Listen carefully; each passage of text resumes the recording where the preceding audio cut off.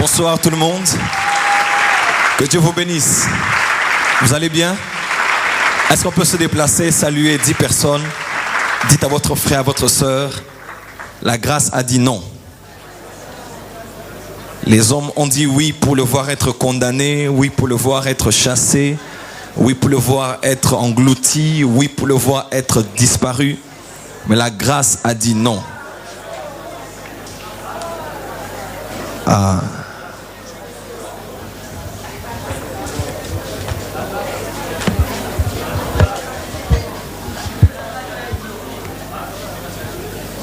Que Dieu bénisse la servante de Dieu Rachel Olangui. On peut acclamer très fort pour elle et son groupe. Nous attendons bientôt l'album et on peut acclamer mieux que ça pour encourager. Apprenons à encourager les bonnes choses. Merci servante de Dieu, que Dieu te bénisse. Bonsoir à tous. Est-ce qu'on peut être debout s'il vous plaît dans la présence de Dieu? Combien sont prêts ce soir? Amen. Bientôt vous serez servis. L'onction du Saint-Esprit est ici. Le Dieu que nous servons, nous le connaissons. Et je sais qu'il va affecter la vie de quelqu'un ici. J'ai l'habitude de dire, celui qui se met sous la pluie, il se mouille. Celui qui touche au feu se brûle. Celui qui touche à l'électricité s'électrocute. Celui qui touche à la puissance de Dieu. Celui qui touche à la puissance de Dieu.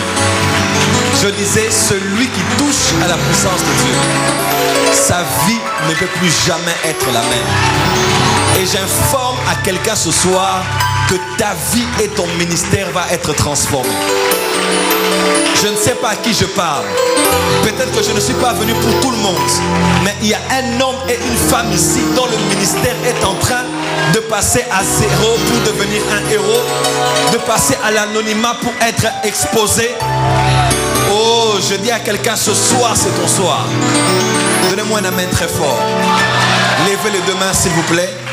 Précieux Saint-Esprit de Dieu, je te remercie pour ta présence. Je te désire plus que jamais ce soir. Car je sais qu'il y a quelqu'un qui se souviendra de cette réunion jusqu'à la fin de ses jours. Autant que je me souviens du 8 février 98, le jour où l'onction est venue sur ma vie. Merci de toucher un ministre de Dieu, apôtre, pasteur, prophète, docteur, évangéliste, et d'amener son ministère à une autre dimension d'opération dans l'esprit. Merci pour l'enseignement, mais aussi pour le revêtement de la puissance. Nous ouvrons nos esprits et nos cœurs pour recevoir ce qu'il y a dans le cœur du Père Saint-Esprit. Merci de te mouvoir en ces lieux. Et je te promets, Seigneur, de te rendre toute l'honneur et la gloire pour tout ce que ta main aura accompli à cause de ce que ta bouche a prononcé. Au nom de Jésus-Christ.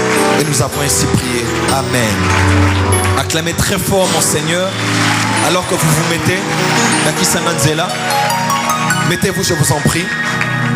Je vais lire la parole de Dieu dans Éphésiens chapitre 4. Prenons nos Bibles dans notre texte de base. Éphésiens chapitre 4. Éphésiens chapitre 4.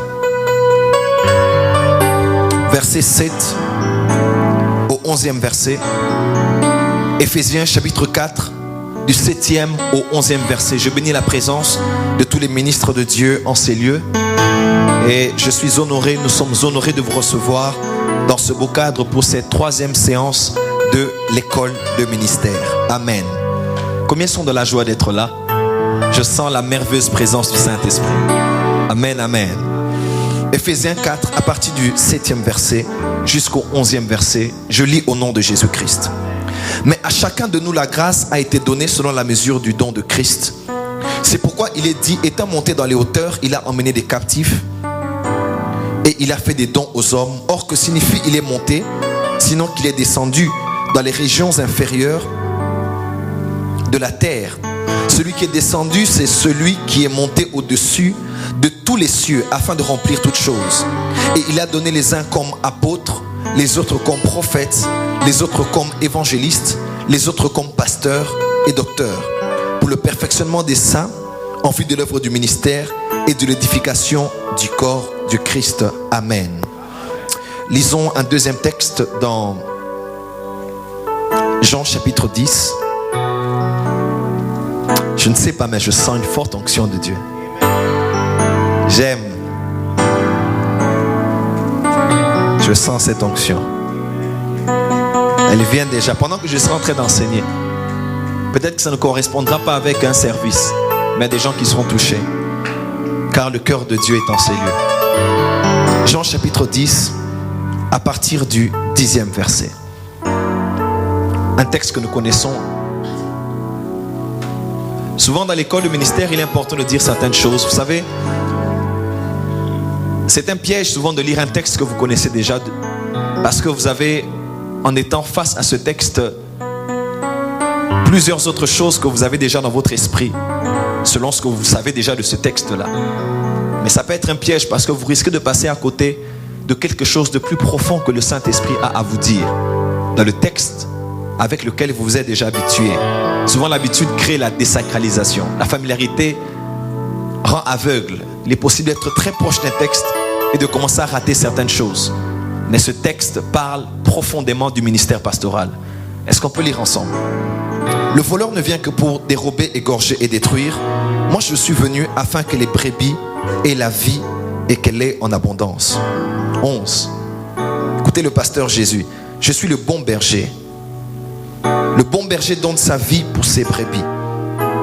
Mais le mercenaire qui n'est pas le berger et à qui n'appartiennent pas les brebis, voit venir le loup, abandonne les brebis, il prend la fuite et le loup les ravit et les disperse. Le mercenaire s'enfuit parce qu'il est mercenaire et qu'il ne met point en peine et qu'il ne se met point en peine pour des brebis. Je suis le bon berger. Je connais mes brebis et elles me connaissent. Comme le Père me connaît et comme je connais le Père et que je donne ma vie pour mes brebis. J'ai encore d'autres brebis qui ne sont pas de cette bergerie. Celles-là, il faut aussi que je les amène. Elles entendront ma voix et il y aura un seul troupeau, un seul berger. Le Père m'aime parce que je donne ma vie afin de la reprendre. Amen. Acclamons très fort pour la pensée du Seigneur. On peut faire mieux que ça.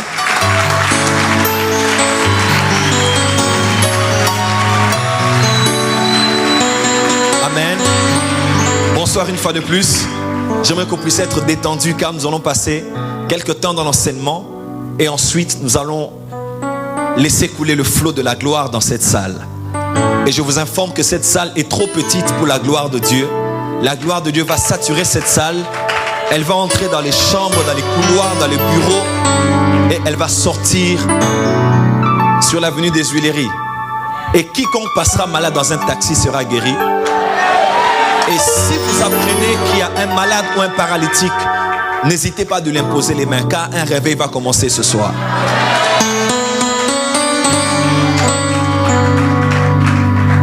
Dans cette école de ministère, nous avons dit que les temps vont venir où nous allons établir une structure avec des salles dans lesquelles nous allons donner des formations entre 3 à 6 mois pour ceux qui sont appelés au ministère. Et pour le moment, nous avons décidé de passer en termes de sessions, avec un cours, avec une formation. Mais plus je prépare cet enseignement sur les 5 ministères, plus je me rends compte qu'il y a beaucoup plus de choses à dire que ce que je ne dis. Voilà pourquoi, dans cette première session, je ne peux pas tout dire. Mais je dis ce que j'estime être important pour la saison dans laquelle notre Église et notre nation se trouvent.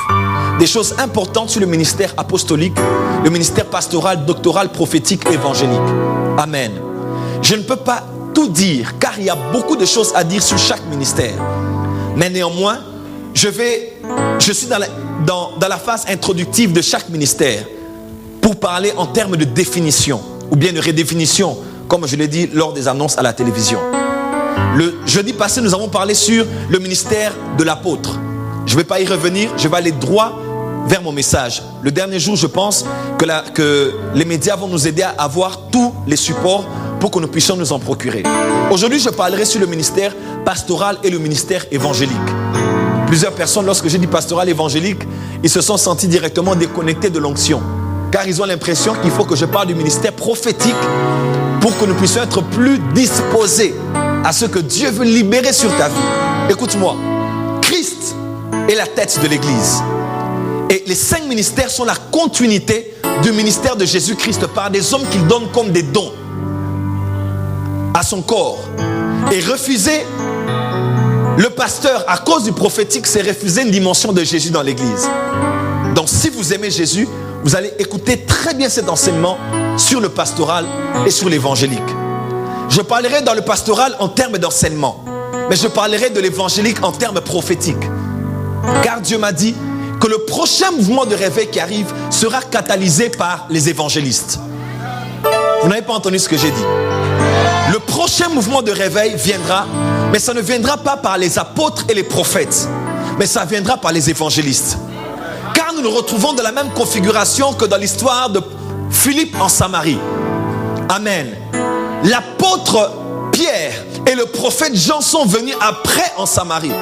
L'apostolique et le prophétique est venu plus tard pour structurer et réguler, libérer l'Esprit de Dieu dans l'église de Samarie. Mais celui qui a déclenché tout ce qui a fait du bruit jusqu'à l'église de Jérusalem, c'était l'évangéliste Philippe. Et je le crois de tout mon cœur. Je suis béni avec le prophète Chuck Pierce qui est aux États-Unis. Ils étaient en train tous de croire que les temps sont en train d'arriver où, lorsque Dieu va reprendre Billy Graham, il va reprendre Billy Graham, il y a un mouvement évangélique qui va recommencer dans le corps du Christ. Et Dieu m'a dit deux choses. Il m'a dit la mort de Nelson Mandela et de Billy Graham ces deux morts vont annoncer des grands changements dans le corps du Christ. Lorsque vous verrez Nelson Mandela être repris par Dieu et Billy Graham être repris par le Seigneur, sachez qu'il y a quelque chose qui veut se passer, et sur le plan politique et sur le plan ecclésiastique. Et je le crois de tout mon cœur, à cause de la priorité de Dieu. Paul a dit même à Timothée qui était pasteur, il a dit, tu es pasteur mais fais l'œuvre d'un évangéliste.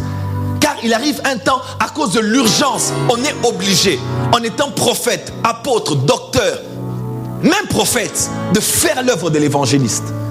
Quelqu'un peut dire Amen. Et je vous assure qu'il y a une onction puissante qui va descendre en ces lieux. La majorité de tous les pères des réveils dans le monde sont des évangélistes. Le père du réveil en Afrique, qui est comme le grand-père, c'est T.L. Osborne. C'est lui qui a déclenché le réveil en Ouganda. Aujourd'hui, nous avons l'homme de Dieu, Robert Kayanja. C'est lui qui a déclenché le réveil au Congo par l'homme de Dieu que l'on connaît, qui s'appelle Heidi Nabala. C'est lui qui a déclenché le réveil au Nigeria par l'homme de Dieu qu'on appelle Idaosa. C'est un évangéliste qui a libéré l'onction pour ouvrir la porte, car les évangélistes sont des chiens de chasse. Avant que les chasseurs n'aillent en avant, eux, ils prennent déjà la route et ils vont frayer les chemins. Et j'annonce ce soir à un évangéliste que le temps est arrivé où tu vas bouleverser la Samarie du Congo. Dieu veut toucher les évangélistes ce soir de manière particulière. Mais aussi, il veut remettre le cœur pour le fardeau des âmes à plusieurs qui sont en ces lieux. Commençons par le pasteur. Est-ce qu'on peut dire pasteur? Voilà. Le terme pasteur est le terme, d'ailleurs, le ministère pastoral est le ministère le plus connu et reconnu. Connu pourquoi? Parce que c'est le ministère dont nous parlons le plus souvent. Reconnu pourquoi? Parce que c'est l'un des ministères, le premier du reste, qui est celui que l'on ordonne dans nos dénominations, dans nos églises. Lorsqu'on veut ordonner quelqu'un, il est rare de voir. Avez-vous déjà assisté à l'ordination d'un apôtre? C'est rare, peut-être rarissime. Avez-vous déjà assisté à l'ordination d'un docteur? Souvent on parle de l'ordination d'un pasteur. Pourquoi? Parce que souvent le pasteur est le terme le plus reconnu et le plus connu de nous tous. Merci. Amen. Je sens l'onction. My God, I can feel it. Wow. Quelle assurance de savoir qu'il est là. Quand l'onction commence, ça commence sur ma main droite et sur ma nuque. Nadikos. Et quand ça arrive là, je sais que Dieu est déjà à l'œuvre. Et Dieu va toucher quelqu'un. Parce que ce soir, à part les termes bibliques dont je parlerai, c'est le cœur de Dieu qui va être communiqué. Je ne sais pas si vous avez senti dans cette école, Dieu communique son cœur. Plus que des termes et des concepts. Dieu veut nous communiquer son cœur ce soir. Amen. Mais l'un de nos grands problèmes, c'est que lorsque nous sommes habitués à quelque chose, à un office ou à une fonction, surtout dans l'église, à un terme en particulier, souvent lorsqu'on parle de l'onction ou le Saint-Esprit, certaines personnes, par habitude, ont désacralisé certaines choses qui sont très précieuses pour Dieu. Et lorsqu'on parle du terme pasteur, aujourd'hui le mot pasteur est devenu comme le mot de passe qui identifie toute personne s'est totalement consacrée à Dieu pour le servir. Dans mon passeport, du reste, on a écrit pasteur et non prophète. Car ils ne peuvent comprendre que le terme pasteur, prophète, cela ne passera pas dans leur tête facilement. Amen. Et souvent aussi, à cause de plusieurs autres termes, le ministère pastoral a perdu son sens propre et sa profondeur. Lorsqu'on parle de représentant légal, lorsqu'on parle de leader, on parle de visionnaire, on parle de berger. Dans beaucoup d'églises, à part, il y a une différence entre pasteur et berger. Lorsqu'on parle souvent des termes comme ancien ou bien évêque, souvent tous ces termes-là nous ont empêché de voir la beauté et la profondeur du don qu'est le ministère pastoral. Lorsqu'on parle d'ancien, représentant légal, leader, visionnaire, pionnier ou que sais-je encore, tous ces termes nous ont aveuglés ou nous ont voilés pour que nous puissions être ignorants de la profondeur de cet appel. Pour deux raisons. Non seulement pour bien les recevoir dans leur profondeur de l'appel, selon une définition correcte que nous avons, mais aussi pour nous empêcher d'être ces pasteurs-là à cause d'un abus excessif de ce terme pasteur. Pasta. Pasta, rasta, masta, tout ce que vous voulez. Amen. Bien qu'étant un terme le plus connu du monde ecclésiastique, mais le concept de pasteur est dans le Nouveau Testament, on parle moins du ministère pastoral. On parle plus du ministère apostolique, après du ministère prophétique et évangélique. Ensuite viennent les restes. Mais dans les 4 fois que l'on parle du mot pasteur, 3 fois on fait référence à la personne de Jésus-Christ. 3 fois on fait référence à la personne de Jésus-Christ comme soit le souverain pasteur ou le souverain berger. Donc, si nous entrons dans le Nouveau Testament, il nous sera difficile de voir le profil du ministère pastoral. Souvent, on utilise de manière interchangeable le mot pasteur et évêque.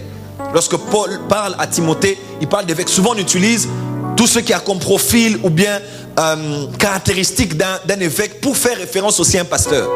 Mais ce n'est pas toujours le cas. Amen. Et puisque nous n'avons pas beaucoup de références sur le ministère pastoral dans le Nouveau Testament, nous pouvons néanmoins regarder à ces 3 grandes références dont on parle lorsqu'on fait référence à la personne de Jésus-Christ. Car n'oubliez pas, par définition, le ministère pastoral, qui est un pasteur est un pasteur dans le corps de Christ aujourd'hui. Il est la continuité du ministère pastoral de Jésus-Christ par un homme qu'il prend et qu'il donne comme don à l'église. Cet homme communique le cœur de Jésus-Christ, pasteur, dans l'église, mais aussi il a l'onction de travailler pour influencer les saints dans l'onction pastorale. Vous voyez dans les 7 montagnes, il y a par exemple une montagne qu'on appelle la montagne de la famille et la montagne du gouvernement. Ce sont ces 2 montagnes qui sont très souvent influencées par l'onction pastorale. Car lorsque le pasteur vient, c'est un homme de sacrifice, un serviteur. Il vient entrer dans la structure familiale afin d'imposer les valeurs pastorales de Jésus-Christ. Mais aussi quand il va dans un gouvernement, quand il influence les chrétiens qui sont dans le gouvernement par l'onction pastorale, il permet à ces chrétiens d'être des hommes autoritaires, mais aussi des hommes voués au sacrifice pour la cause qui est la leur. Amen. Car aujourd'hui, si on croit qu'on est politicien pour être patron, on a échoué. Lui, il est le grand pasteur, mais pourtant c'est lui qui sert les brebis. Et lorsque l'onction pastorale travaille pour influencer les saints, elle donne même souvent à tous ceux qui sont les politiciens, qui travaillent comme décideurs, d'avoir un cœur de sacrifice pour reconnaître que je ne suis pas berger, je ne suis pas ministre, président, vice-ministre pour être à la tête seulement, mais pour être serviteur des autres. Mais cela n'est pas mon sujet. Je crois qu'à la prochaine session, nous parlerons encore sur les 5 ministères, mais nous allons approfondir. Dites amen très fort. Et ici, pour parler du ministère pastoral, c'est Jésus-Christ qui travaille par un homme, qu'il donne comme don. Cet homme a le cœur du berger Christ, mais aussi il travaille dans la fonction de ce Jésus-Christ qui est berger. N'oubliez pas, Jésus-Christ sur la terre travaille dans les 5 ministères. Il a dit, je suis le bon berger, il était pasteur. Il était le docteur venu de Dieu, il avait le ministère doctoral. Il était celui qui annonçait la bonne nouvelle, il était évangéliste. Mais il était l'apôtre, celui qui était envoyé. Mais il était aussi Prophète, on a dit qu'il était un prophète puissant en parole et en acte. Mais le Saint-Esprit aussi est dans les 5 ministères. Le Saint-Esprit de Dieu, il est l'envoyé. Il est celui que le Père a envoyé dans l'église, apostolos. Le Saint-Esprit, il est aussi docteur. Il a dit, il vous enseignera toutes choses. Le Saint-Esprit est aussi évangéliste. Il vous convaincra du péché. Le Saint-Esprit est aussi pasteur. Il vous conduira dans toute la vérité.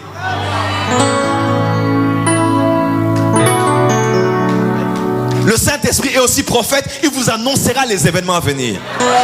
Et puisque c'est lui le gouverneur et le manager de tout ce qu'il y a dans le corps du Christ, le Saint-Esprit permet à tous ces dons ministériels, gouvernementaux, d'exercer vraiment le cœur de Jésus parmi les siens.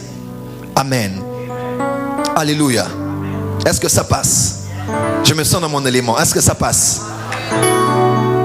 Et la seule manière de comprendre Dieu comme berger, c'est de regarder souvent l'Ancien Testament. Il n'y a aucun passage dans l'Ancien Testament qui définit le ministère pastoral mieux que le texte de Psaume chapitre 23.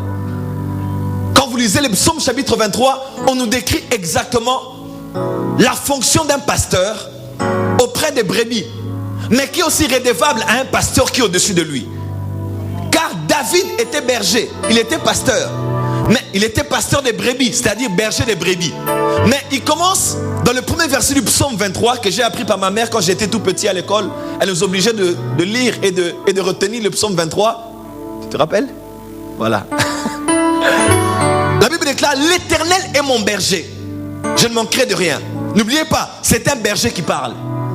Donc bien qu'il était berger des brebis, il savait qu'il était aussi brebis d'un berger. Tout pasteur doit savoir ceci. À part le fait que moi, je suis pasteur des brebis, je suis aussi brebis d'un berger. Dès que vous comprenez ces choses, vous ne serez pas, comme a dit le frère Patrice, pasteur patron. Parce que vous saurez que vous ne devez pas dire qu'aux fidèles de vous être rédevable. Par rapport à vos ministères, venez donner des rapports. Par rapport à ce que vos mariages, donnez des rapports. Par rapport à votre voyage, donnez des rapports. Mais vous saurez que vous aussi, vous êtes une brebis qui devait donner des rapports à votre berger. Amen, amen. Amen, amen. Et qui peut mieux connaître la valeur d'un pasteur,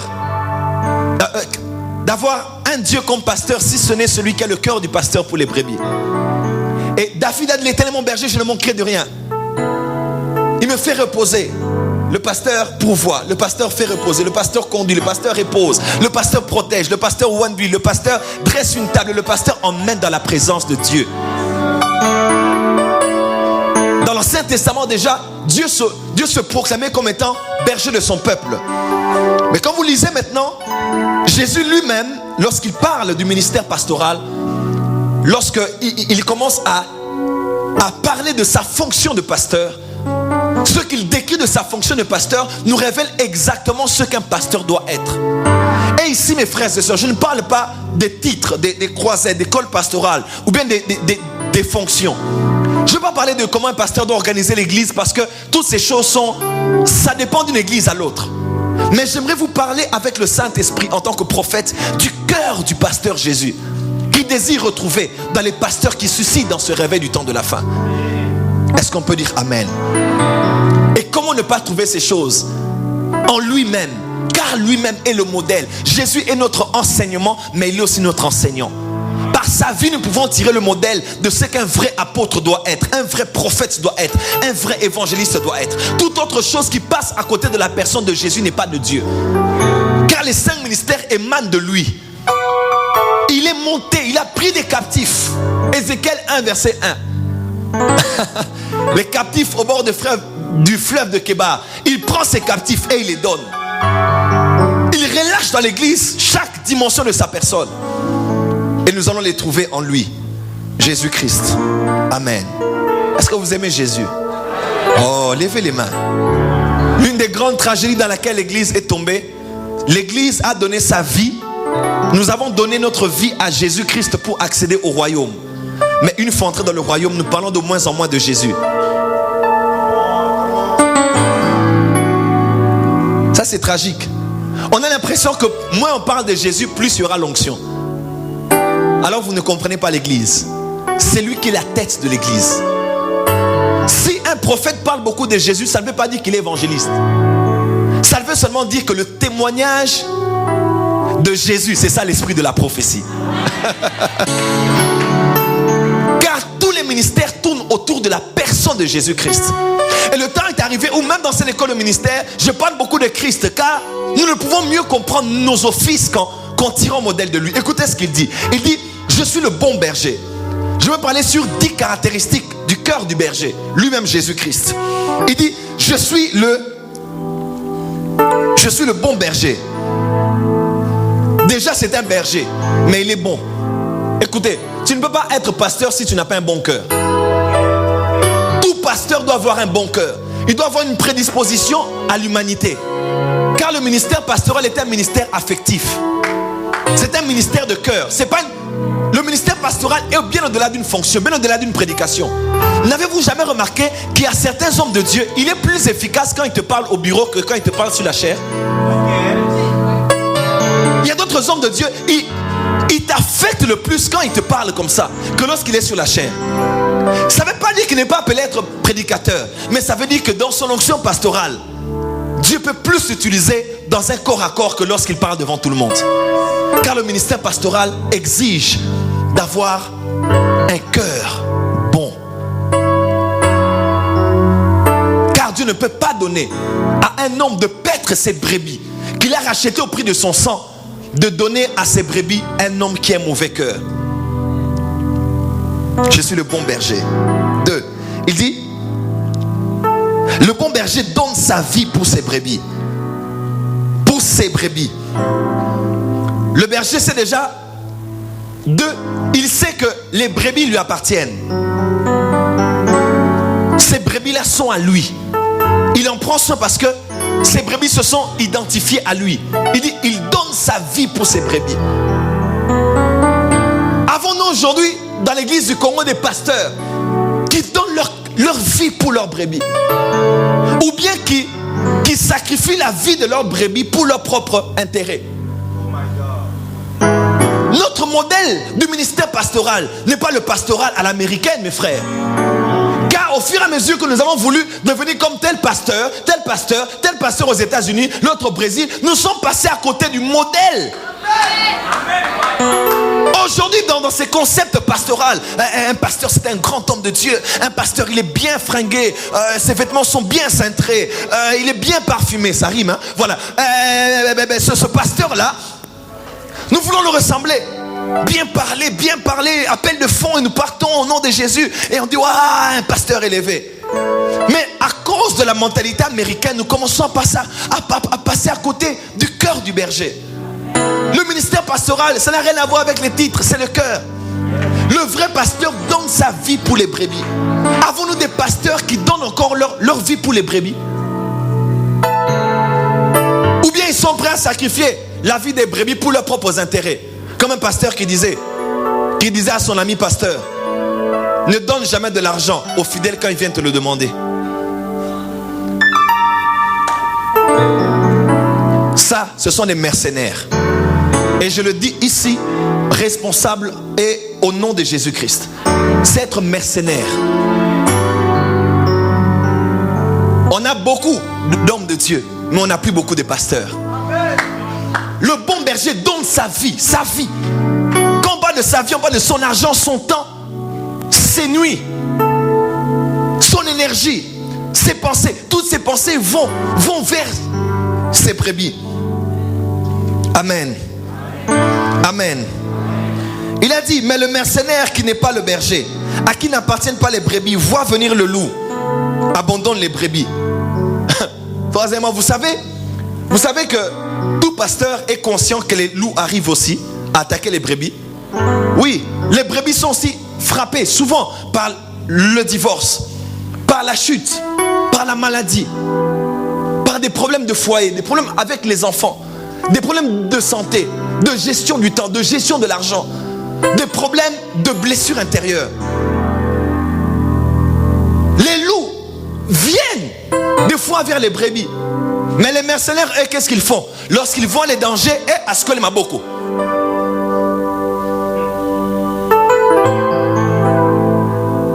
Mais il a dit, le berger, il n'est pas comme les mercenaires. Lui, il n'abandonne pas les brebis. Un vrai berger n'abandonne pas sa brebis. Il n'abandonne pas la brebis. Vous savez, tout ce qui est de dénomination, d'ecclésiastique, de procédure, de démarche, toutes ces choses-là ont détruit aujourd'hui le ministère pastoral. Elles n'ont pas à voir le cœur du pasteur. Son cœur veut s'émouvoir vers la brebis. Mais quand il pense à la procédure, il doit frapper. Alors que là, il devait peut-être compatir. Il y a aussi un temps pour frapper, mais aussi un temps pour compatir. Qu'est-ce qui fait que dans beaucoup d'églises aujourd'hui, l'aspect suspension dans l'église n'atteint plus les objectifs de Dieu? Parce que quand quelqu'un est suspendu, on ne le suit pas. Vous voyez un peu? Dans beaucoup de nos églises, quand on prend quelqu'un, on le suspend, tout le monde le fouille. À partir des pasteurs et les assistants et tout le monde, on le fouille. Pourquoi? Parce que lui devient sale. Je ne peux pas être avec lui parce que le décor ne sera plus beau. Il faut que ça soit swag, que ça donne bien.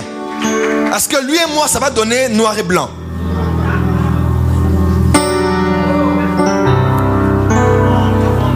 Et quand quelqu'un sort de sa suspension de 3 ans, il n'a pas été guéri dans son cœur. Ce n'est pas le temps qui guérit.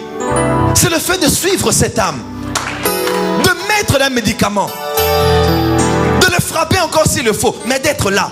Car le ministère pastoral est un ministère d'accompagnement. Et on a livré beaucoup de gens à des suspensions. Ils sont devenus pires que ceux qu'ils avaient fait en tant que péché dans le passé. Parce qu'on ne les a pas suivis, on les a livrés à eux-mêmes. Et on les a livrés au diable. Est-ce que Jésus aurait fait ça s'il était pasteur à ta place?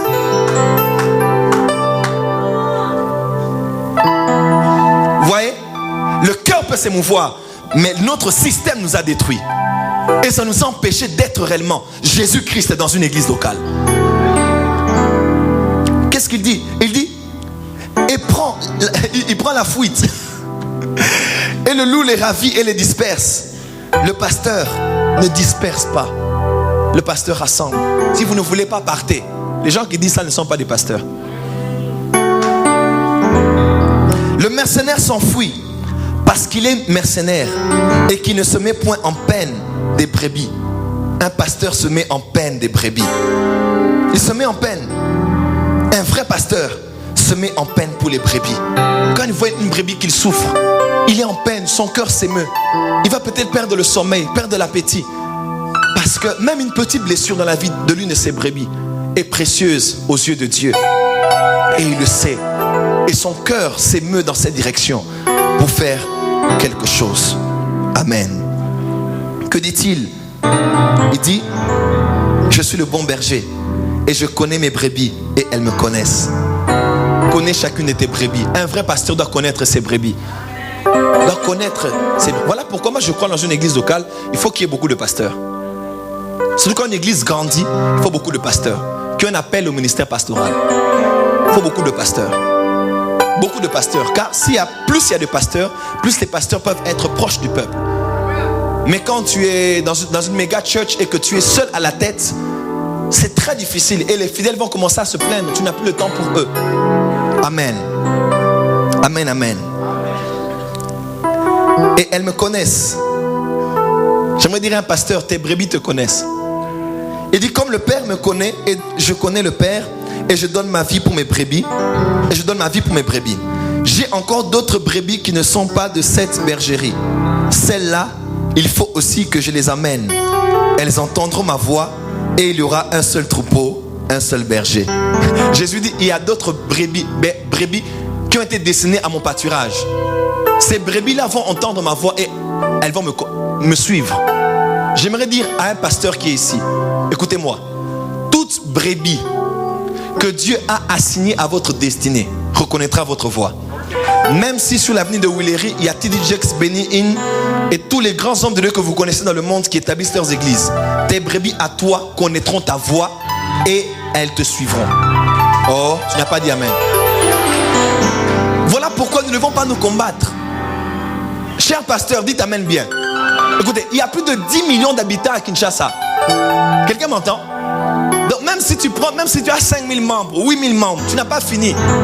C'est comme dans l'histoire du panier qui circule encore. Ce n'est pas parce que tu as mis la main dans le panier que tu as fini le pain. Ah, ce n'est pas parce que tu as mis la main dans le panier que tu as fini le pain. Et il y a du pain pour tout le monde.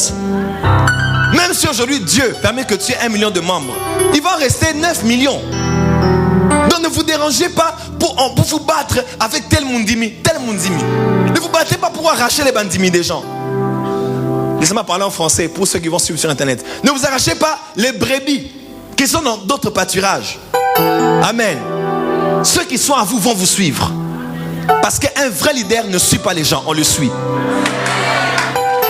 Mais quand tu commences à pourchasser, poursuivre pour ton église, suivre les gens, user des stratégies pour que les gens viennent après toi, ces brebis-là, tu es en train de les persuader. Si cette personne est ta brebis, elle entendra ta voix et elle te suivra. Dites amen bien. Un pasteur est un homme d'assurance car il sait que cette brebis est à moi. Et cette brebis-là, même si tu l'emmènes des grands hommes de Dieu entre guillemets, elle saura que non. Il peut avoir des méga églises. Moi j'irai sous ce manguier-là. Parce que la parole qui rencontre mon besoin vient de cet homme de Dieu sous ce manguier. Que Dieu bénisse les pasteurs. Est-ce que vous êtes là? Et dans tout ce profil, nous voyons le cœur de Jésus. Si vous comptez, c'est 10. Nous voyons le cœur de Jésus, pasteur. Lui-même le souverain berger. Le berger de tous les pasteurs. Lui-même Jésus qui viendra ce jour-là. Et nous allons le rendre les comptes de toutes les âmes qu'il avait déposées entre nos mains. Mais dans Ézéchiel 34, cela me touche et j'en parle comme prophète. Car Dieu a aussi annoncé un jugement sur tous les faux pasteurs. Ou bien les vrais pasteurs qui sont devenus des mercenaires. Et qui se sont plus fiés à une fonction, à des intérêts qu'à son cœur de berger. Ézéchiel 34, à partir du premier verset. Est-ce que vous êtes là? Dieu cherche des pasteurs aujourd'hui. Parce qu'il est aussi berger. Il a aussi un cœur pour les brebis. Il a aussi un cœur pour ceux qui souffrent. Pour ceux qui... Écoutez-moi, la structure familiale est détruite aujourd'hui dans le monde. Aujourd'hui, je crois que c'est en Suisse. Oui, si je ne m'abuse, on est en train de vouloir légaliser l'inceste. Vous voyez un peu? Oui, suivez sur internet. Être marié à une personne de même sexe n'est plus suffisante. Maintenant, ce qu'on veut, on veut légaliser l'inceste. Imaginez tout ce que ça va impliquer. Et nous recevons dans nos églises des familles détruites, dispersées. L'église du 21e siècle n'est plus comme l'église de 1960. L'église de 2013 n'est plus la même que celle de 2006 ou de 1980. Nous avons d'autres défis, des personnes qui viennent dans nos églises qui sont divorcées 5 fois. Il faut le cœur de Dieu pour les prendre. Il faut le cœur de Dieu pour les restaurer. Nous gagnerons bientôt des enfants qui sont nés. Ils sont nés, il a été adopté par un homme et un homme. Mais qui se sont mariés. Il va recevoir un jour ton message dans une chaîne de télévision. Il donnera sa vie à Jésus. Quel est le background qu'il aura dans sa tête? Il n'a aucune conception, il n'a aucune conception de la famille. Il ne sait pas si c'était qui papa, qui était maman. Pour lui, maman, c'était un homme. Et chez les Français aujourd'hui, on a déjà enlevé le mot père et mère. Maintenant, on parle de parents. Alors que Dieu a dit, honore ton père et ta mère. Les hommes se sont opposés à la pensée de Dieu. Aujourd'hui, on parlera plus de conjoints. On parlera plus de mari et femme. Alors que Christ a dit, par son serviteur, Marie, aimez vos femmes. Et femmes, soyez soumises à vos maris. Donc tous ces mots-clés qui sont le fondement de la famille sont éradiqués aujourd'hui. Il faut des pasteurs. Il faut des hommes qui auront la patience de supporter ces gens. Il faut des pasteurs. Ce ne sont pas des pasteurs ceux qui disent, je sens dans cette église, il y a beaucoup de péchés. C'est comme si tu vas à l'hôpital, tu es médecin, tu dis, je sens qu'il y a beaucoup de malades ici. Ce n'est pas une prophétie. À l'hôpital, il doit y avoir que des malades. L'église n'est pas un centre de dessin. Ce n'est pas un centre où on réunit les parfaits, mais des perfectibles. Et on travaille pour le perfectionnement. Perfectionner en grec, c'est le mot réparer aussi. C'est le mot que... C'est un mot médicales aussi qu'on utilise en médecine. Perfectionner, c'est aussi réparer. Il y a des gens qui sont bouleversés dans leur tête. Il faut les réparer. Il faut les laisser entrer, même avec leurs petits jupes, les laisser entrer. Parce que Jésus les aime comme ça. Si Jésus était ici, congolais, pasteur, on allait chasser Jésus du Congo. Écoutez, le grand problème de Jésus n'a jamais été les païens. Mais le grand problème de Jésus a été ceux qui étaient les gardiens de la tradition. Et Jésus au Congo aujourd'hui n'a pas les problèmes avec les musiciens profanes, les artistes profanes, les politiciens profanes. Jésus a un problème avec les pharisiens. Si on me voit aujourd'hui parler avec un musicien profane, lors de ma dernière émission, j'ai salué Jean Goubal. Quelqu'un qui dira: oh, Monuana. C'est un homme que Jésus aime. Jésus aime les musulmans. Même si on parle de la montée de l'islam, il aime les musulmans. Il aime les hindous, les hindouistes. Il aime les gens de Dieu des Noirs. Il les aime. Jésus mangeait, buvait avec eux. Il s'invitait lui-même chez eux. Zaché, je vais aller manger chez toi. Imaginez ceux qui sont là. Alingara partenaire à Nambongo. Ils sont allés répondre à Bissoté, allés répondre à Zaché Kaka. Et pourtant c'était un gars, un escroc. Le pasteur Jésus ne serait jamais accepté au Congo. Voyez-vous, parce que nous voulons faire plaisir aux hommes, mais nous ne voulons pas laisser Jésus s'exprimer par nos cœurs. Le ministère pastoral, c'est le cœur de Jésus, mes frères. Jésus n'était venu pour rassembler, pas pour disperser. Quand on disait non, il y a des gens qui font des choses que tu ne les as pas permis de faire, ils s'en foutaient de ça. Ils disaient laissez-le faire. Ce n'est pas contre nous, il est avec nous. Il est venu pour rassembler, pas pour disperser. Il est venu pour les malades, non pour les hommes qui sont en bonne santé. Jésus n'a jamais eu de problème avec les païens. Il était bien avec eux.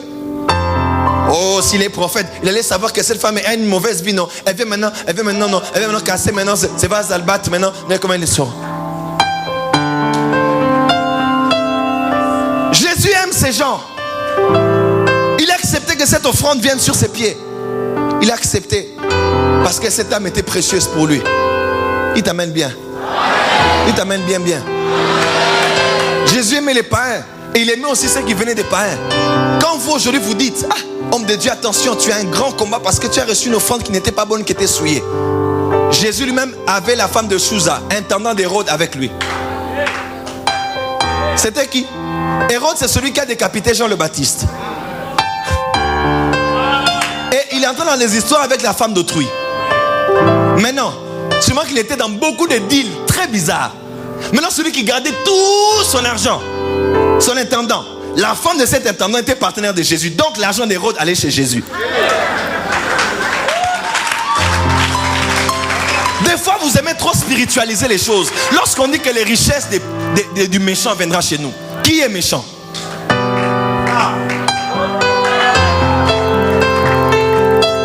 Je dis ça, c'est pas mon message, mais je dis ça pour dire Jésus n'a pas de problème. C'est vous qui êtes devenu trop spirituel, trop dénominationnel. Et vous avez empêché au berger Jésus de se manifester par vous. Tu n'es pas obligé d'être prophète, pasteur. Sois pasteur. Parce que le Jésus qui était à Nazareth, il veut être Jésus au Congo, le berger. À la tête de ce troupeau qu'il t'a donné, même s'ils sont à 5. Dieu ne comptera pas ta popularité. Il comptera d'abord la disposition de ton cœur et ton amour pour ses brebis. Il comptera ta fidélité. Ne te laisse pas aller à de vouloir avoir forcément une méga église. Non, tout le monde n'aura pas des grandes églises. Il y a des gens à qui Dieu a donné seulement dans leur destinée de diriger 200 personnes. Mais sois fidèle et un cœur pour ces gens. Donne ta vie pour ces gens-là. Sinon il te dira comme il a dit autrefois dans Ézéchiel 34.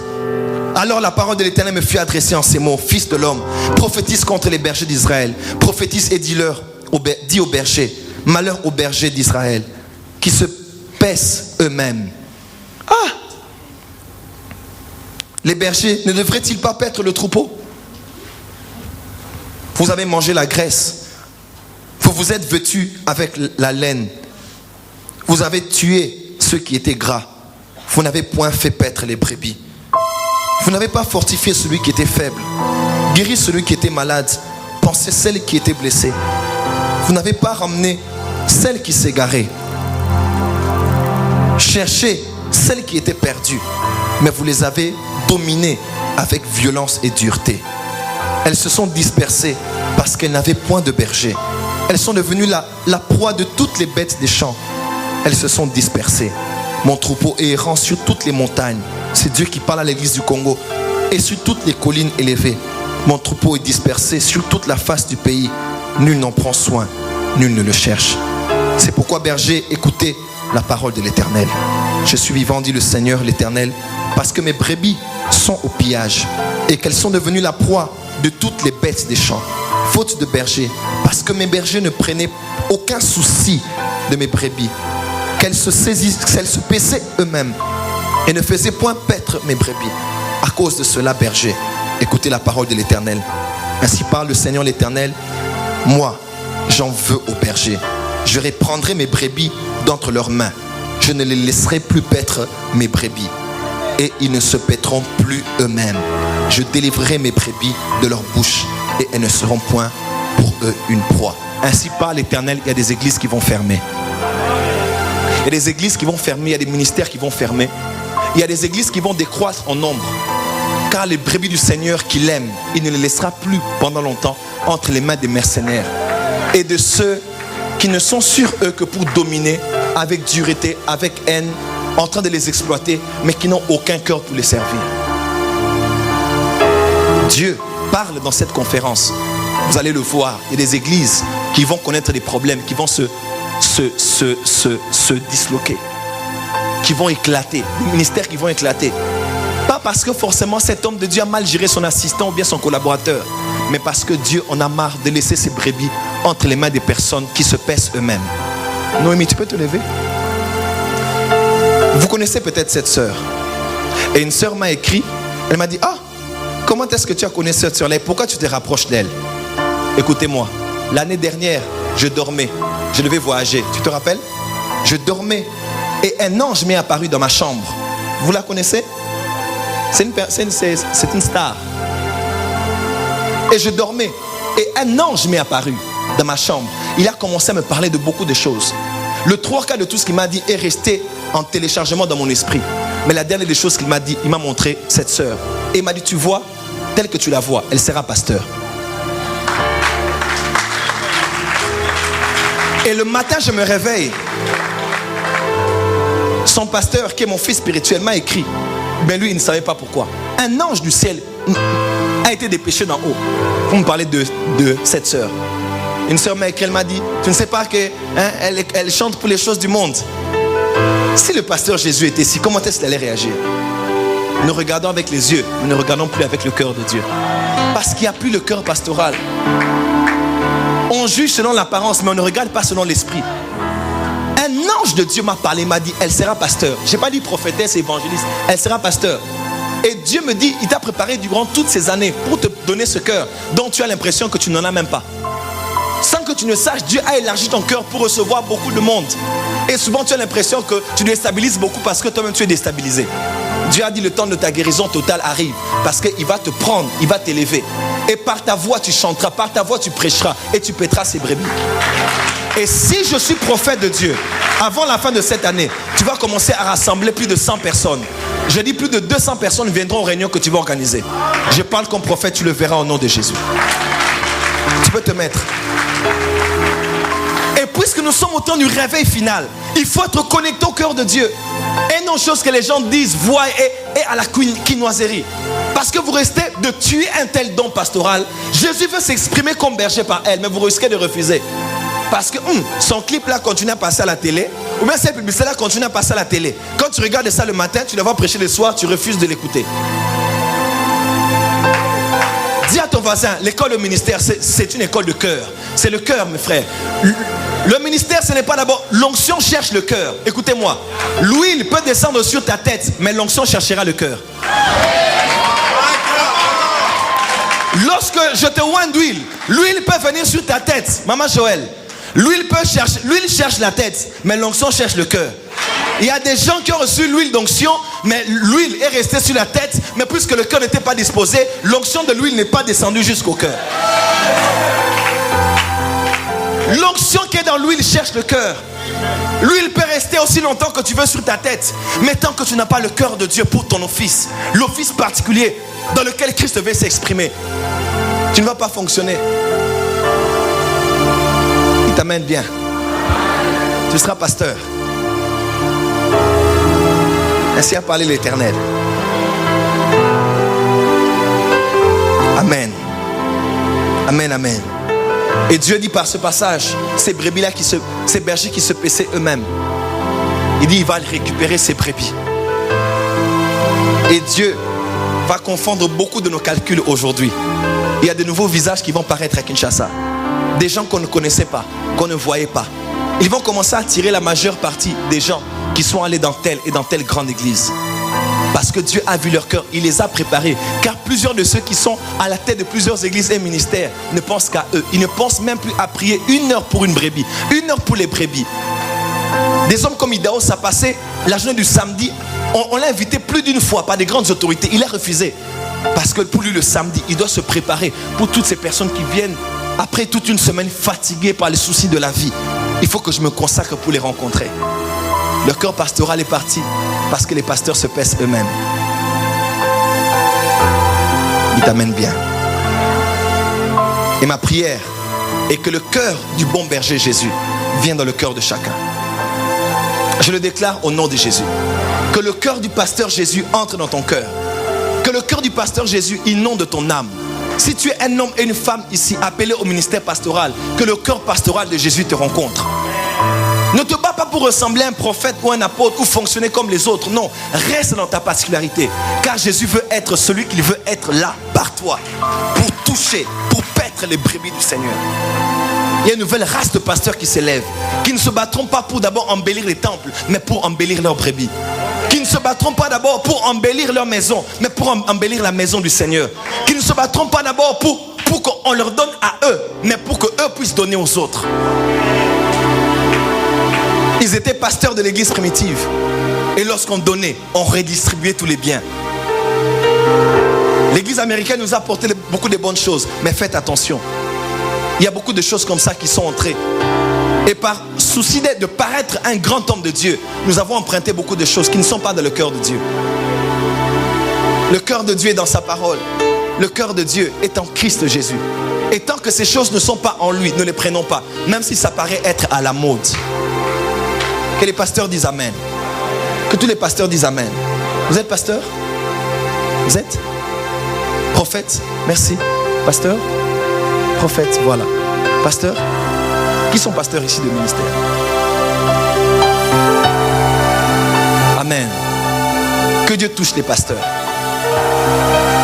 Aucun pasteur ne peut fonctionner avec la tête. Tous les pasteurs fonctionnent avec le cœur.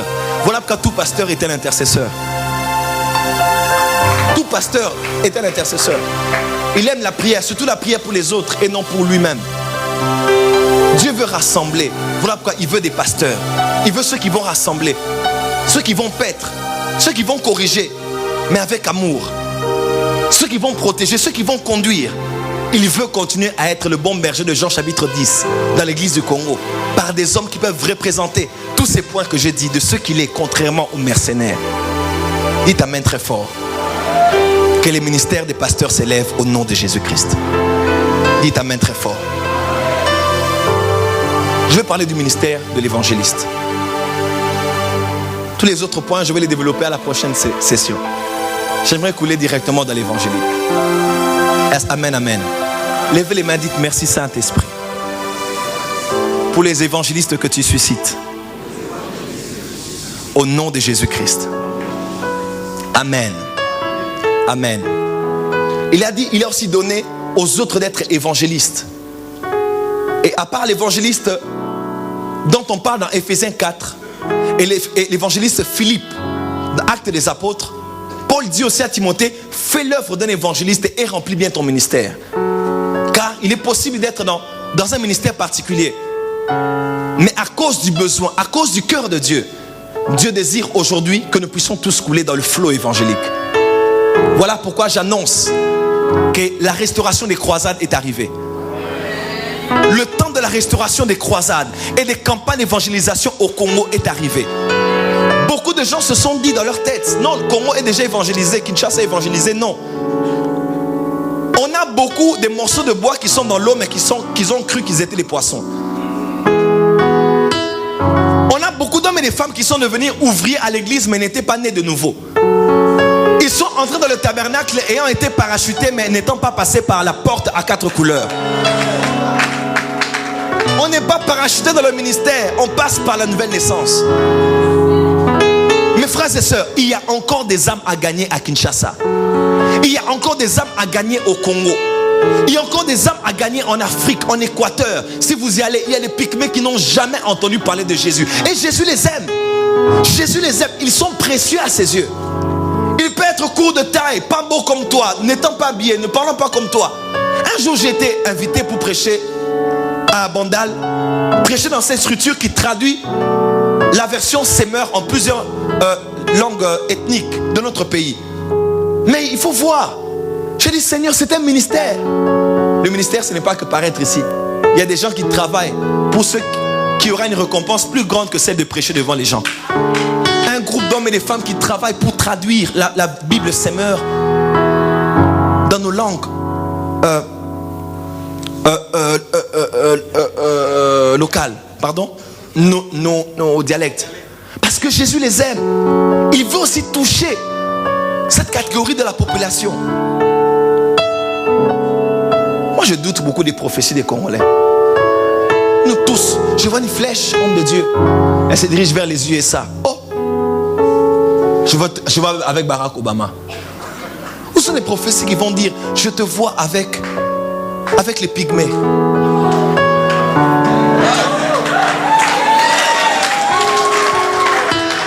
N'est-ce pas, Ahmed? Non, on n'aimera pas ça.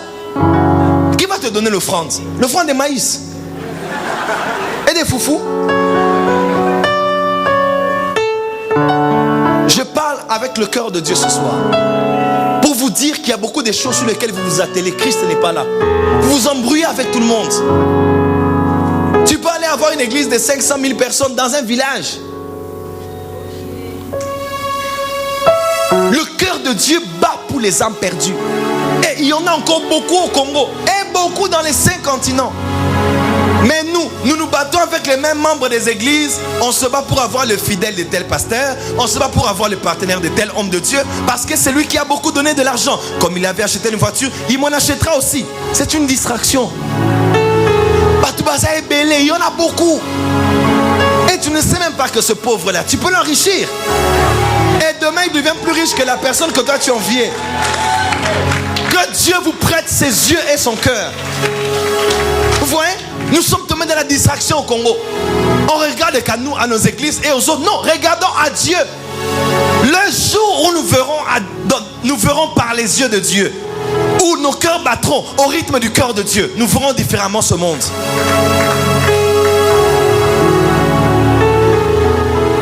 Et aujourd'hui, par la grâce de Dieu, j'ai fait 1 année, je ne travaillais pas. Mais Dieu a changé mes priorités. Mes priorités ont changé. Parce que je sais que de la même manière qu'il a envoyé Philippe l'évangéliste pour toute la Samarie, il peut aussi envoyer un ange. Il peut enlever cet homme surnaturellement pour juste un seul eunuque éthiopien, mais qui demain va évangéliser toute l'Éthiopie.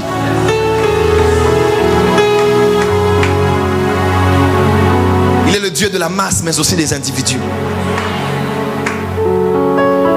Mes frères et sœurs, le cœur de Dieu bat pour l'évangélisation aujourd'hui. Et Christ a donné à l'église aussi des évangélistes.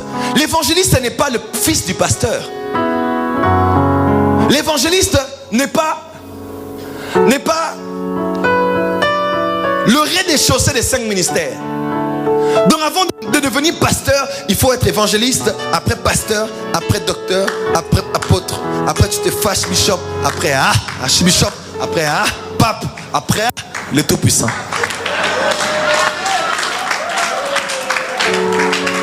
L'évangéliste n'est pas un gagneur d'âme. Tout gagneur d'âme n'est pas évangéliste, mais tout évangéliste est gagneur d'âme.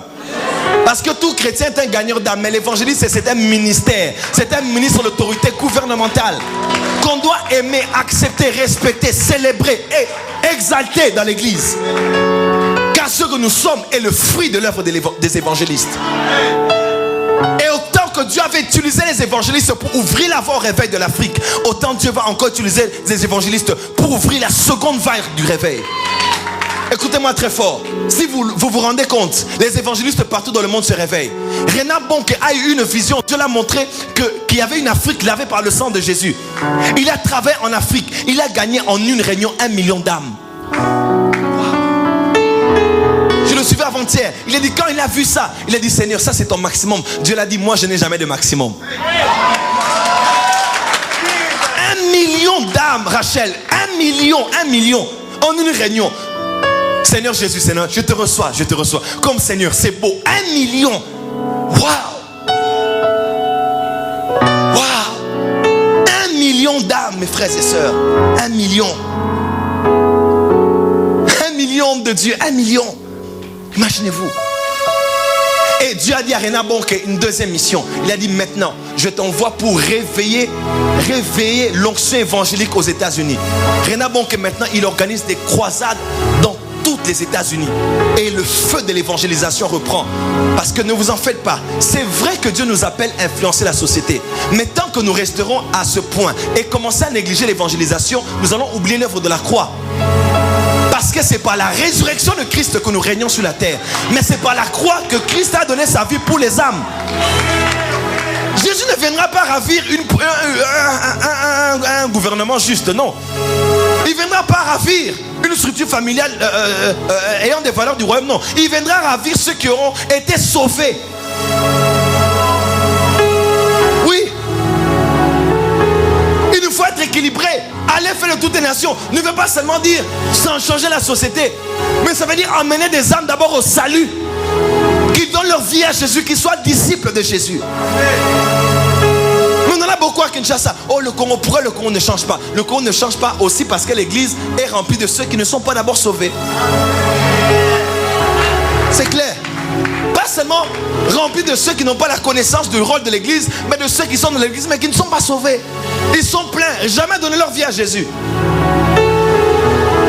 Quand tu lui dis comment tu as donné ta vie à Jésus, oh, je suis fils d'un pasteur, oh, je suis tombé sous l'onction. Être touché par l'onction ne fait pas de toi un enfant de Dieu. Que le cœur revienne. Aujourd'hui, un homme de Dieu touché par notre grand-père spirituel, Robert Kayenja. C'est l'homme de Dieu qui a mené le réveil en Ouganda. Cet homme de Dieu qui est africain comme toi. Je ne sais pas s'il y a un Africain en Afrique qui a une telle onction évangélique comme cet homme. Il est lui et le bishop Dag Miles du Ghana. Beaucoup de gens ne le savent pas. Hein? Cet homme de Dieu, Robert Kayenja, il a fait des croisades au Japon. 20 000 personnes. Il a tenu des croisades dans le monde entier. Mais il est juste ici à côté, en Ouganda. À cause du cœur. Et il a dit, Dieu l'a dit de reprendre les croisades et d'enflammer l'Afrique par l'onction évangélique. Il a une chaîne de télévision. Ça s'appelle comment encore? Voilà, Channel 44. Et il a dit d'ici 2020, il va frapper l'Afrique par la puissance de l'évangile. Un Ougandais pense à ça. Est-ce que nos évangélistes congolais pensent à ça? Nous sommes même devenus pasteurs. Le temps est arrivé. Oh my God. I say the time has come. Dieu est en train de susciter de nouveaux évangélistes. Ils ne vont pas se battre pour avoir des postes dans les églises. Certes, dans l'église locale, ils vont travailler pour communiquer le cœur évangélique, pour communiquer les stratégies. Comment le monde est l'onction évangélique, la bonne nouvelle doit toucher les médias, doit toucher le gouvernement, doit toucher l'éducation, doit toucher le sport. Mais quand ils sortent de l'église locale, ils deviennent des chiens enragés. Ils entrent dans le royaume des ténèbres. Parce que le ministère d'évangéliste, c'est un ministère de réveil spirituel. Partout où il y a eu des grands réveils, regardez bien, ce sont les évangélistes qui ont ouvert la voie. Et un nouveau réveil veut venir. Tout le monde doit s'élever. Mais les évangélistes seront à l'avant. Et j'aimerais vous dire, chers évangélistes, la puissance de Dieu va venir sur vous ce soir pour que vos vies puissent être totalement transformées. Dieu n'est pas dans les églises, il est dans les rues.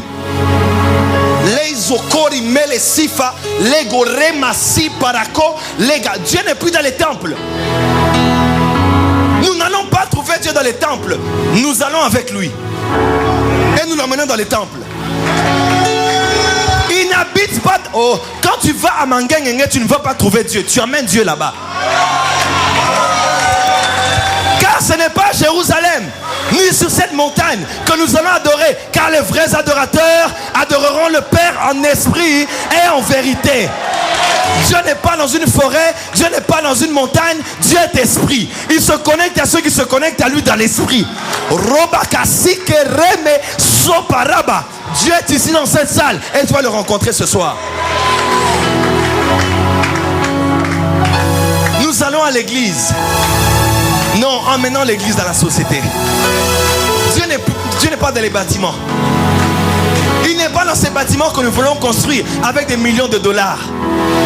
Si je ferais des appels dans ma vie, je commencerai à faire des appels d'abord pour acheter le matériel de vidéo, le matériel de sonorisation, les instruments. Parce que je me dis que les âmes ont plus de valeur que les bâtiments. Oh, que les bâtiments qui vont être occupés lors de la grande tribulation. Par l'Antichrist. Je crois que le cœur pour les âmes doit revenir. À la fin des mois, nous faisons plus des rapports. Oh, donnez-moi les rapports de l'argent qui est entré. Est-ce qu'on a déjà demandé, donnez-moi les rapports des âmes qui ont été gagnées? Le pasteur va exiger qu'on mette l'argent pour autre chose. Mais pour ceux qui vont évangéliser, on les oublie. Ils vont évangéliser, on ne les donne rien. On ne les donne pas de l'eau, on ne les donne pas le transport. On s'en fout d'eux. Parce qu'on n'a aucun cœur pour les âmes. Parce que le ministère évangélique n'est pas levé pour communiquer l'onction évangélique à l'église. Si vous êtes là, dites amen très fort. Nous devons retourner aux priorités de Dieu. Le cœur de Dieu bat pour des âmes qui vont tous les jours en enfer, qui meurent sans Jésus. Mais nous nous battons pour avoir des caillasses, des moellons, des lampes, des ciments. Le ciment, Jésus n'est pas mort pour les ciments. Il n'est pas mort pour des caillasses. Il n'est pas mort pour des vitres, des moquettes. Il est mort pour des âmes. Vous imaginez que le Père qui a donné Jésus, qui a souffert à la croix, est dans la joie quand il vous voit chaque dimanche parler de l'argent, de la construction. Mais vous ne parlez jamais de quelle stratégie on peut avoir pour gagner les musulmans qui sont à Lingwala. Vous pensez que le Père qui est dans les cieux est fier de vous. Voilà, oh, bâtissez-moi un grand temple. Qu'est-ce que les temples? Pour impressionner les Congolais, il y a des politiciens qui ont des temples, qui ont des bureaux plus beaux que les églises. Il faut qu'on mette la moquette et des climatiseurs. Ils ont la climatisation de leur chambre à coucher avec leurs femmes mieux qu'à l'église. Les hommes ont besoin de trouver la croix, de rencontrer Jésus, de rencontrer le Fils de Dieu. Il n'y a pas des hommes de Dieu dans le monde qui sont autant riches comme les évangélistes. Pourquoi? Parce que Dieu finance la mission. Lorsque Dieu voit que tu donnes ta vie pour ce qui a fait verser le sang de son fils à la croix, à partir de Gethsemane, il va te donner des millions. Parce qu'il sait que des millions doivent être sauvés, car son fils est en train de revenir. Dieu est dans la rue, mes frères. Reprenez les cultes matinales. Reprenez des actions dans les avenues. Montrez aux gens que Jésus est le même, hier, aujourd'hui, éternellement.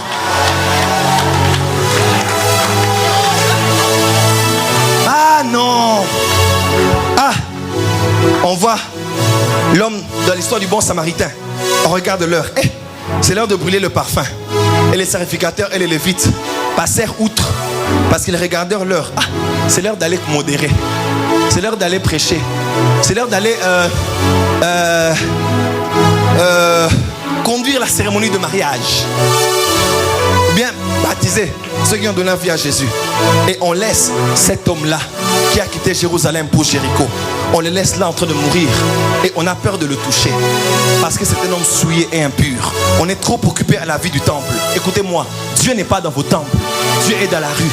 Son cœur est en train de battre pour cet homme que le bon samaritain va aller rencontrer. Dieu est là. Je dis Dieu est là. Nous sommes devenus comme le frère du fils prodigue. Nous gérons les affaires de papa. Nous protégeons les affaires de papa.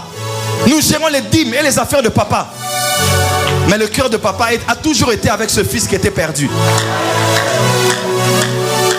Et pendant que lui, il était à la maison faisant les bonnes choses, le père était où? Je vais vous le prouver. Écoutez-moi. Si on dit que le père avait vu son fils qui venait, ça veut dire qu'il était où? Dehors. Dieu est dehors. Dieu, il a dit allez faire de toutes les nations. Il n'a pas dit allez bâtir des églises. Il a dit allez. Les églises sont bonnes, les structures sont bonnes, les ministères sont bonnes, tant qu'elles permettent au Saint-Esprit de continuer l'œuvre de la priorité de Dieu. Mais une fois qu'elle devient une prison, un empire d'un homme, Dieu va la casser.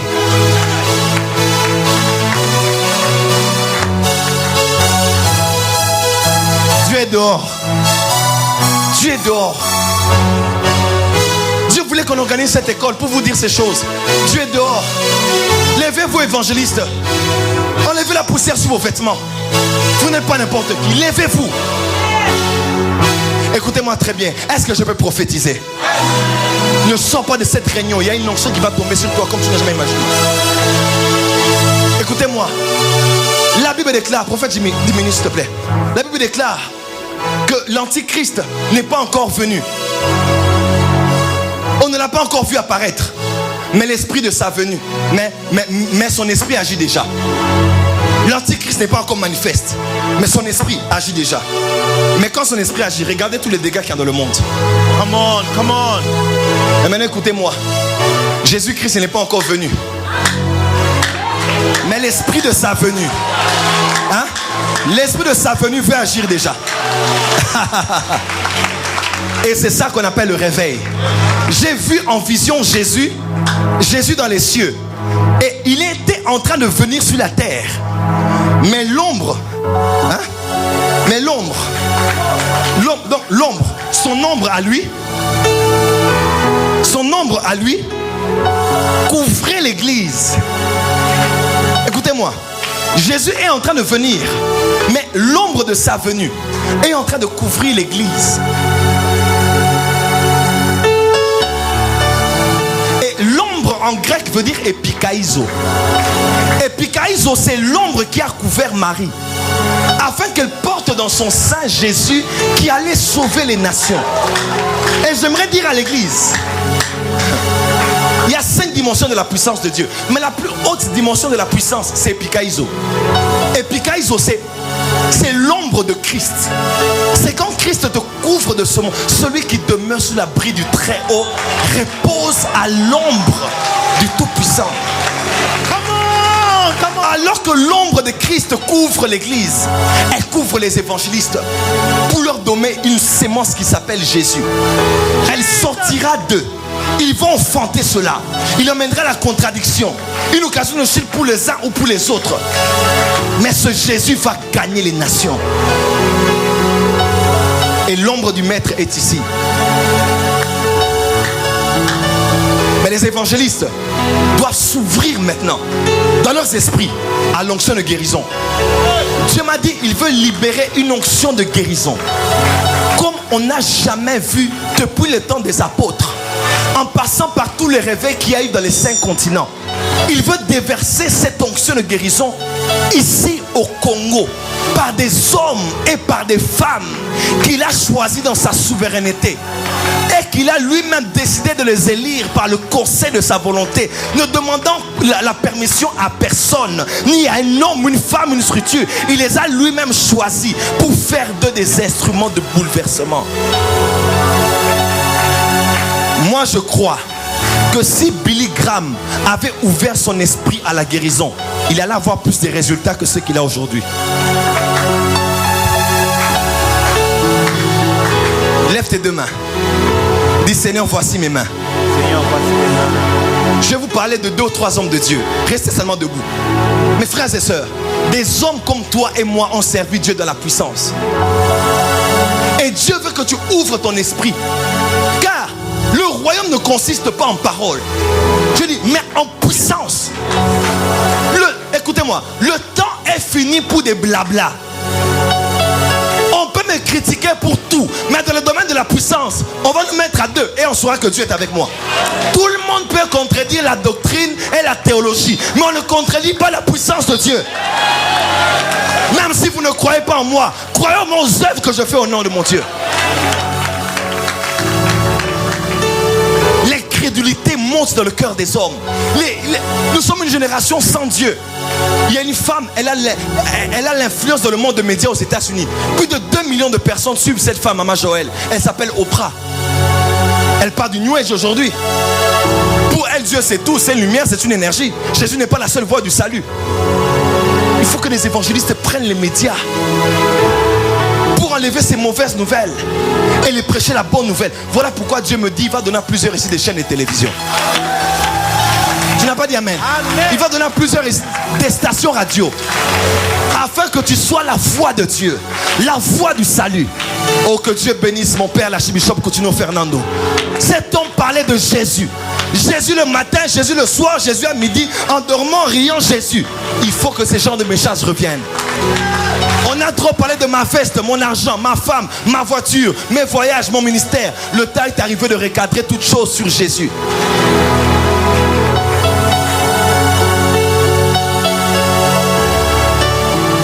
Il y a un homme qui s'appelait A.A. Allen. A.A. Allen. Alonzo Allen. Il est là. Il est né le 27 mars 1911. Il est mort le 11 juin 1970. C'est un homme qui a vécu aux États-Unis. A.A. Allen. Un homme comme toi et moi. Il a reçu l'appel, il prêchait comme évangéliste. Après un jour, il allait dans une croisade de Oral Roberts, sous une grande tente. Quand il a vu ça, il a appelé ses collaborateurs, il a dit, nous aussi on va faire ça. Et il a pris une grande tente. Il a dit, on va prêcher Jésus. C'était un homme qui avait la foi. Et comment il s'est ouvert à l'onction de guérison? Il priait pour quelques malades et les malades guérissaient. Mais ce n'était pas encore le maximum. Jusqu'à ce qu'il a dit à sa femme, il a dit, chérie, pourquoi est-ce que dans la Bible on dit tous étaient guéris? Moi aujourd'hui il y a quelques-uns qui sont guéris, d'autres qui rentrent malades avec leur bec. Il a dit non, il faut un résultat de 100%. Si Jésus est avec nous, il est le même. Il faut qu'on le voie et que tous les malades, il est l'Éternel qui pardonne toutes tes iniquités et qui guérit toutes tes maladies. Il faut ces résultats. Il est allé en retraite. Il a dit à sa femme, reste, moi je vais aller chercher Dieu. Je vais même mourir dans la chambre s'il le faut. Il est allé chercher Dieu. Il a prié. Après l'odeur de la nourriture que préparait sa femme l'a fait sortir de la chambre. Il est sorti plus d'une fois. Et sa femme lui a dit, tu crois vraiment que tu vas avoir la puissance de Dieu en jouant comme ça? Il dit, tu dois payer le prix de mourir. Il a dit, si je dois mourir, je vais mourir cette fois-ci. Il a laissé sa femme, il est entré dans la chambre. Il a commencé à prier. Il ne sait pas pendant combien d'heures. Après, il est tombé. Et lorsqu'il est tombé, la voix de Jésus l'a parlé. Il a dit, si tu veux vraiment voir un ministère de 100%, je te donne 12 principes. Il a écrit un livre, Le prix à payer pour un ministère de puissance. Ceux qui veulent peuvent me donner leur adresse email, je vais le leur envoyer. Cet homme de Dieu, Dieu l'a utilisé dans les miracles. L'un de ses fils spirituels a raconté, j'ai subi ça aujourd'hui. Alonzo Allen, dans une réunion, il s'est levé sa main comme ça, il a dit, Dieu m'a dit aujourd'hui, nous n'allons pas chanter, mais les anges vont chanter. Il m'a dit, restons calmes, nous allons entendre les anges chanter. Ils sont restés calmes. 1 minute, 2 minutes, 4 minutes, il n'y avait rien. Vers la 6e minute, ils ont commencé à entendre, on dirait un bruit qui venait de loin. Mais c'est comme des personnes qui chantaient. On dirait qu'ils étaient dans une caravane, mais il n'y avait pas de caravane. Et cette voix augmentait. C'est entré dans la salle. Les anges chantaient avec des bruits, des sons, des instruments qui jouaient là. J'ai l'une de ces vidéos. Cet homme de Dieu, pendant qu'il est en train de vouloir prêcher, l'huile coule de ses mains. L'huile coule comme ça de ses mains. Tout le monde voit, l'huile est en train de couler. Il a dit, regardez, c'est l'huile. Ce n'est pas en vision, l'huile coulait comme ça. Et la prophétesse Ruth Ward Eflin de Zion, qui est morte, qui voyait des poussières d'or lors de ses réunions. Cette femme a dit, une fois qu'elle était petite, elle est allée aux réunions de Alonzo Allen. Et en arrivant, les protocoles n'arrivent même pas à les toucher par la main. Les protocoles devaient mettre leurs mains derrière parce que l'huile coulait de leurs mains. Oh my God. Il y avait une telle présence de Dieu. Pourquoi? Parce que Dieu est prêt à déployer toute sa puissance, même lorsqu'il faut qu'une seule âme soit guérie. Et cet homme, tapez sur Google, vous allez voir, il a allongé les jambes des gens. C'est la personne qui m'a donné cette foi-là. Il prenait la jambe, il allonge. Il prend, il allonge. Cet homme a cru qu'il était possible d'avoir un résultat de 100%. Écoutez, tous les réveils commencent lorsqu'on regarde la Bible avec les yeux de Dieu. Martin Luther a mené la réforme parce qu'il a vu, non, nous ne sommes pas sauvés par les hommes mais par la foi. Kenneth Hagin a eu l'onction qu'il a eu dans la guérison à cause d'un verset biblique. Catherine Kuhlman, est-ce qu'il y a des femmes ici? Elle est née le 9 mai 1907. Elle est morte le 20 février 1976. C'était une femme divorcée. Tout ce qu'on connaît d'elle était les 10 dernières années de sa vie. Est-ce que si Dieu donne à un homme donne au